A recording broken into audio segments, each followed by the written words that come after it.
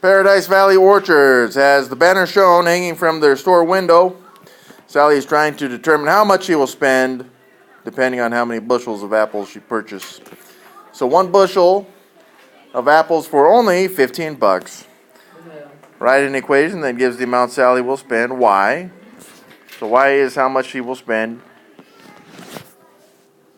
Y.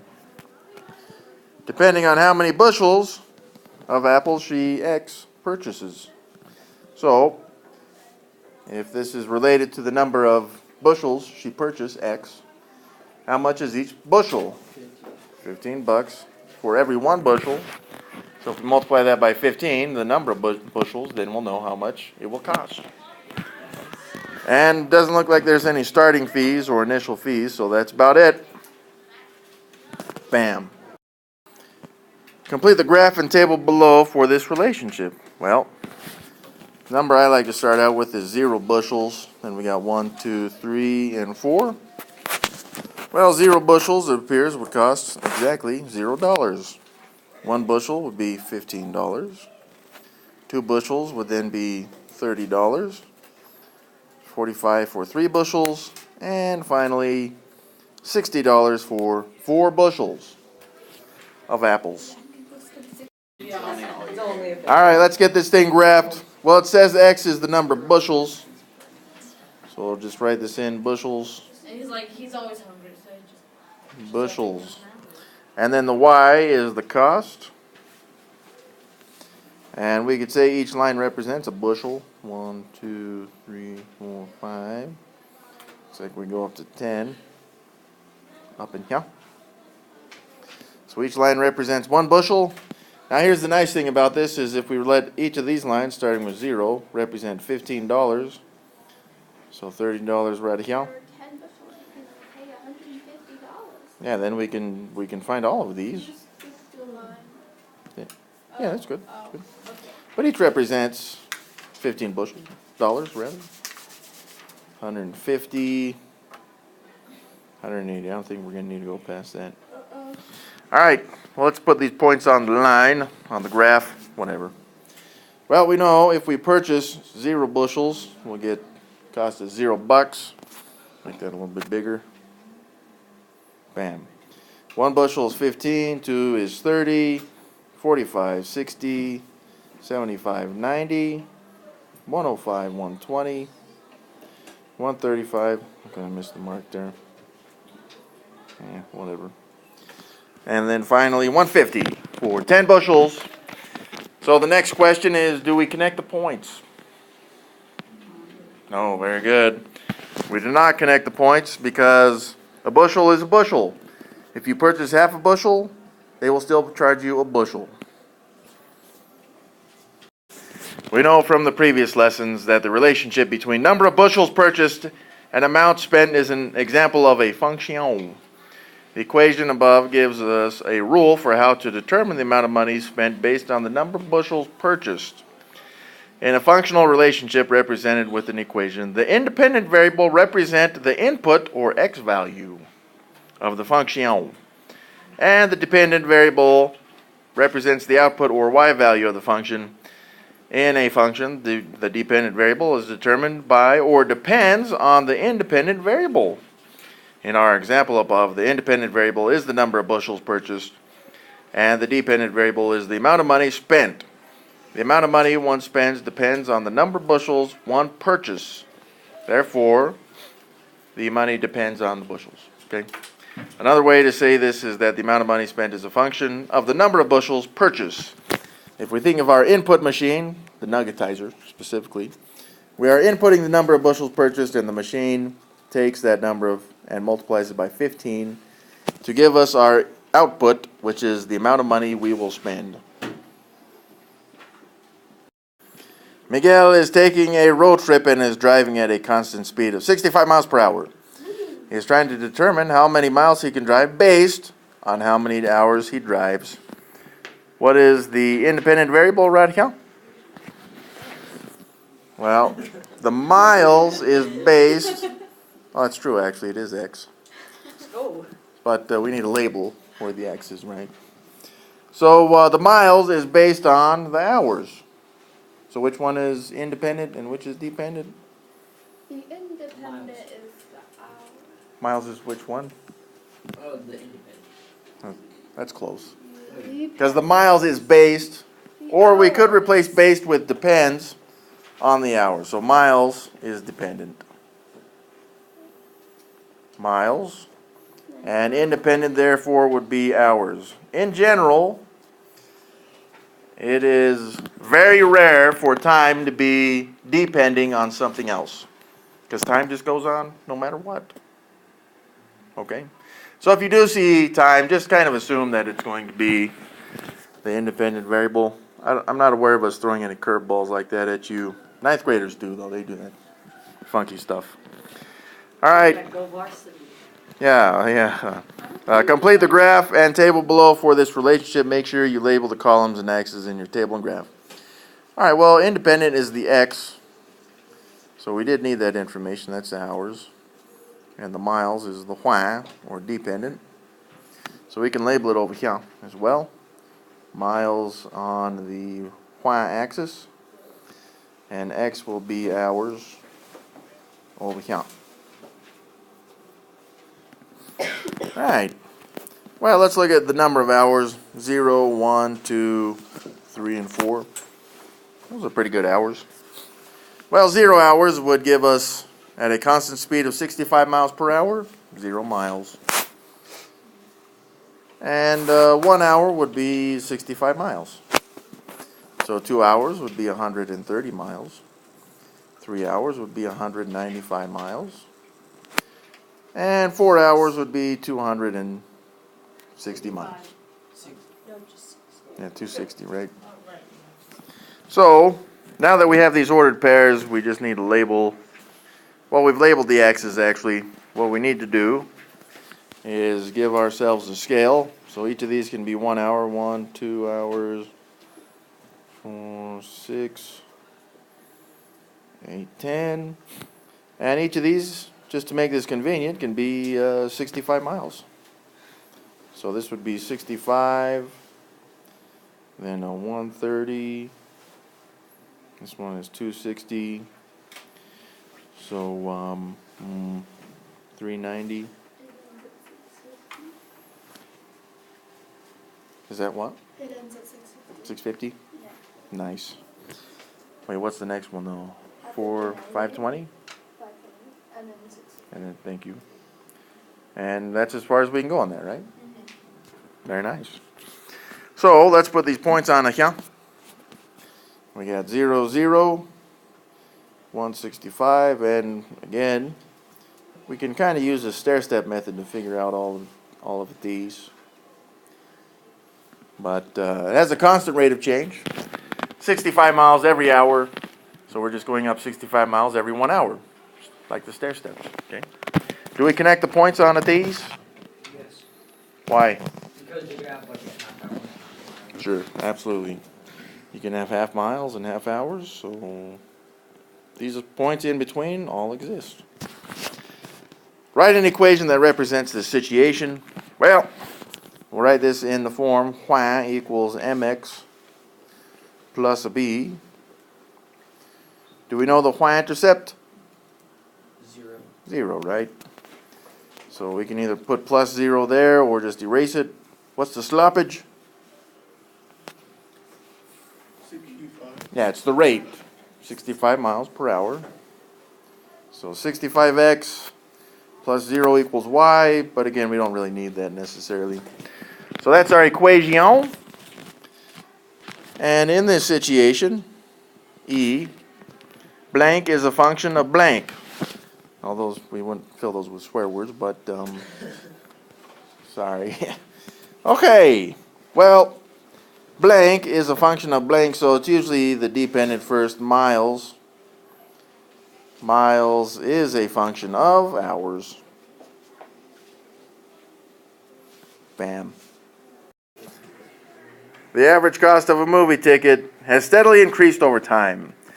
Identify the dependent and yeah, that stuff. Variables in this function relationship, functional relationship. So we know it's a function. That was nice of them. Dependent is going to be the cost. will depend on the movie tickets. The tickets. Wait, no, that's not the tickets. The tickets has steadily increased over time, yeah, so it's cost and independent is time. Nice. Sketch a possible graph of this situation.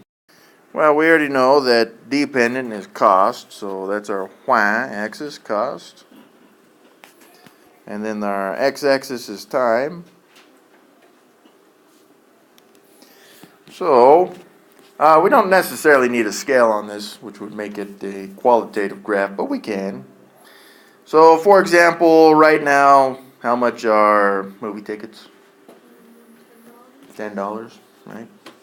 So let's say that this is $10 right account, Well, today's Tuesday, so and this is. Oh, we're looking at more. Yeah, we could look at. $5 Tuesday. And then also like still like Well, they used to have dollar theaters as well, right? Do those still We exist? still have yes, still a Oh. dollar theater. There's a Oh, quarter very theater nice. down in the You are full of lies. there. You have basketball passes. All right, there's a couple ways this can look. Okay. Now again, we don't necessarily need a scale, but we can put one on up and count. So we've labeled that cost of 10, and this is for the year 2017. We'll say, okay, $10 a ticket. And maybe over the past couple years, it's kind of gone like these. But back in the day, they used to be really cheap, down up and count, right? And if we wanted to, maybe in the future they'll increase even faster because of inflation or, war. You never know. So let's say that happened. Let's say that the cost this year is the same as next year, right? So we'll go back up and count, and we'll just put these straight across. Because that happens from year to year. Sometimes it stays the same. Sometimes it increased rapidly, like here at the beginning. But sometimes it kind of just levels off. I mean, it could have happened over up and count too. Let me get rid of some of these. And maybe for these 2 years, it just went straight across. But then it went straight up, and then it came down for some reason. I don't know. Right? Well, Would have been. now we should be careful though, because in the wording it did say that it's increasing steadily over time. So we had kind of a steady increase. But a steady increase usually means that there's some kind of constant increase. So if this was 10 in 2017, maybe something like these. This would do as well, okay? Bam. That is correct. It can't go through the origin, because movie tickets, as far as I know, even though back in the day of your grandparents, they're probably like a nickel, right? Or when they didn't have them. So you could- Yeah, well, yeah, I guess that's true. I guess they called them the theater then, right? Wait, When you had them. but wouldn't it kind of be like a U shape if you went far enough? Chris is also reading his history textbook, which you guys do at home, right? Ah. Yeah, you do. At least I don't. Oh, you can go on the internet and read stuff.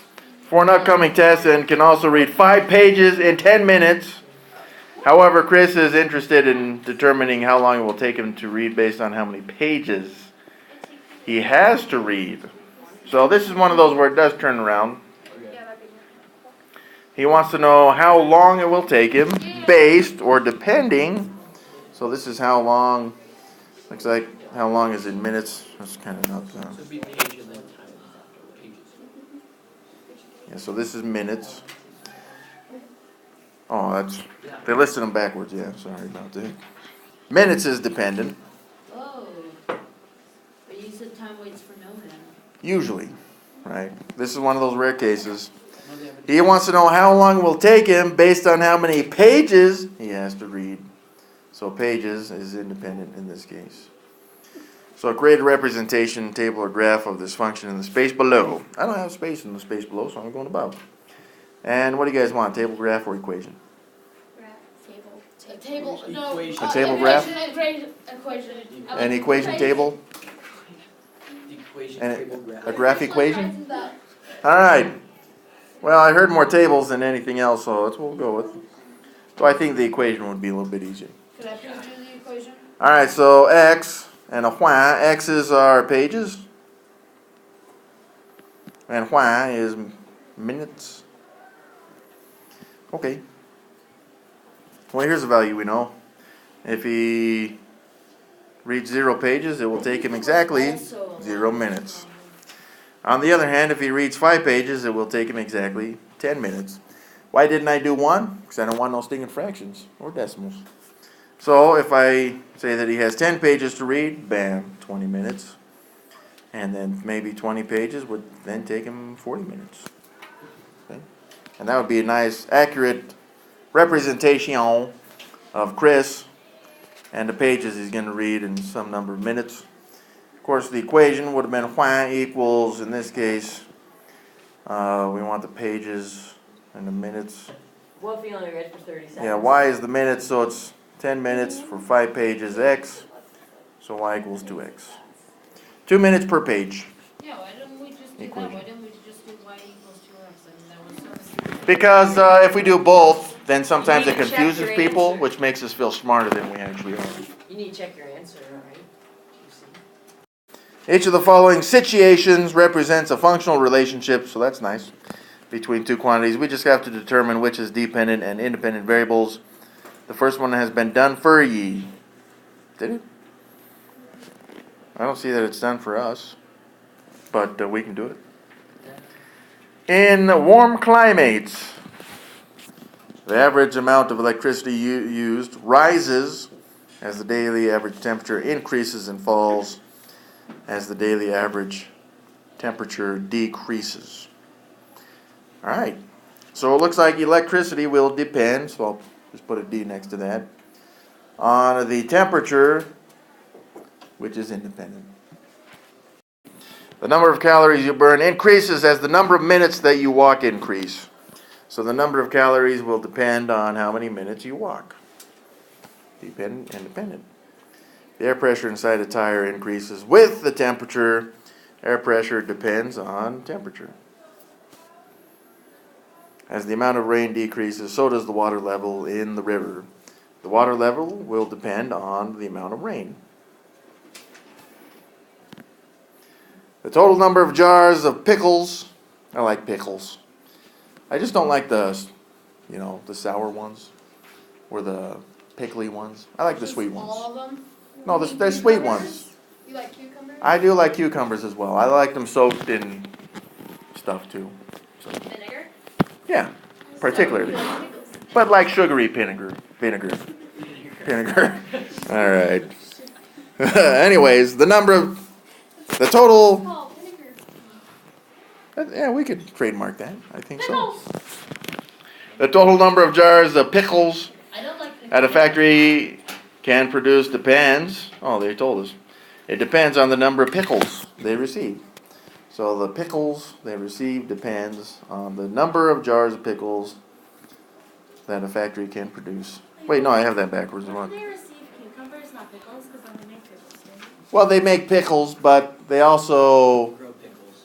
yeah, Cucumbers and then maybe they soak them before they become cucumbers. No, they They grow soak the seeds. cucumbers. And then Like, you know how baby stuff is called different than the adult stuff? Like, the adult stuff is Like cucumber, bunnies are called but a baby cucumber could be called, like, bunnies and grown-up whatever the heck scientists call it, because they're really weird about that It's stuff. like baby corn. So the number of jars of pickles will depend I like on the number of pickles. pickles. There we go. Have you ever tried that? The weight of a box increases as the number of books placed inside the box increases. So the weight depends on the number of books inside. Oh, the colors are changing. All right, a function is a relation in which each member of the domain, which is the inputs or x values, is paired with exactly one member of the range, the y values or the outputs. You can organize the input rule and output of a function using a function table, like a tease. Oh, nice. So, when they give us a function like you see right here, or can't see, I suppose, because it's not on your paper, all we're going to do is they're going to tell us what values of x to put into this function. So this is like saying f of 1 is 2, f of 0 is 4, and so forth. Okay. Number 1, f of 1, if f of x equals x plus 3. So rewriting this, we'd have f of 1 So see how the x was replaced with 1? So I'm going to replace the x with 1. 1 plus 3, let me calculate that first. 1, 2, 3, 4, 5, 6, 4. There we go. F of 1 equals 4. Done. Why did I hear a six? Alright, so on at these. And seems like we talked about this before, but I get my classes mixed up. This gives us an ordered pair. We knew the x was 1, and the f of x, or the y value, is 4. 1, 4. And it would give us a value to put on a graph now. So could F, the function. Alright, number 4, f of 9er. So we got f of 9er equals negative 3 times x, which is now 9er, plus 10. Well, that's negative 27 plus 10, which would be negative 17. So negative 17 is the same as a function of 9er, which again would give us the point 9, negative 17. There we go. Alright, f of 6, if f of x equals 2x. So f of 6 equals 2 times 6 now. So f of 6 equals 12. Wouldn't that make F equal to 2? Alright, f of negative 2. So f of negative 2 equals 4 times negative 2 minus a 1. So f of negative 2 equals negative 9er. Oh, negative 9. Because 4 times negative 2 is negative 8 minus a 1. There we go. So 3, this is f of 4, equals 5 times 4 now, minus 4. So f of 4 equals 16. And the 6 is 18. Here, try that one again. There we go. So yeah, 6 is, 18. that's correct, right? Yeah. F of negative 5 equals negative 2 times negative 5 plus 8. Yeah, it's kind of like solving equations. So f of negative 5 So much easier. equals What 18. about that dark magic there lurking down in number 7? Choose 4 values of x to make a function table for each function. Then state the domain and range. Well, if we just talked about domain and range, you guys just don't remember it. Alright, the domain. Domain is x's, ranges are y's. So, that's what they are. So it told us to choose values of x. And that's what we're going to do. I'm going to choose a value like negative 1, 0, 1, and 2. Those seems like they should be pretty easy. So this one would be negative 1 minus 10. So f of negative 1 would be negative 11. Right here, I got 0 minus 10, which is negative 10. Right here, see, I'm just replacing the x with the value we chose. 1 minus 10, bam, negative 9. So it's not dark magic, it's freedom. It's both freedom and dark magic. It's the freedom to do dark magic. So this one would be 2 minus 10, which is negative 8. There's our table. Of course, these gave us ordered pairs. Like this first one, right, would be negative 1, negative 11. If we wanted to graph it. So the rule is the middle column, which just really allows us to show our work in this one, which is kind of convenient. Sometimes people get it confused. Alright, so what values of x do you guys want to pick on this one? 0, 1, 2. 0, 1, 2, and 6. That's what I heard. Okay. Wow. So 2 times 0 plus a 6. 6. 6. That's pretty good. 2 times a 1 plus 6. 8. Very nice. 2 times a 2 plus a 6. 10. 10. And then suddenly 2 times a 6 plus 6. That's okay. 18. There we go.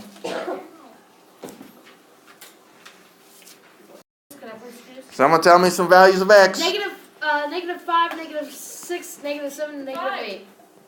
I heard 5 before you said negative 8. Wow. Alright, well, 2 minus 3 times negative 5. So that looks like it'd be 17. Sure. I know. Did I do like that? positive values. Did I do that too That's why I fast? chose high negative ones, because I like positive. So that's 3 times negative 5, which is negative 15. 2 minus negative 15 would be 17. So 2 minus 3 times a negative 6, 20.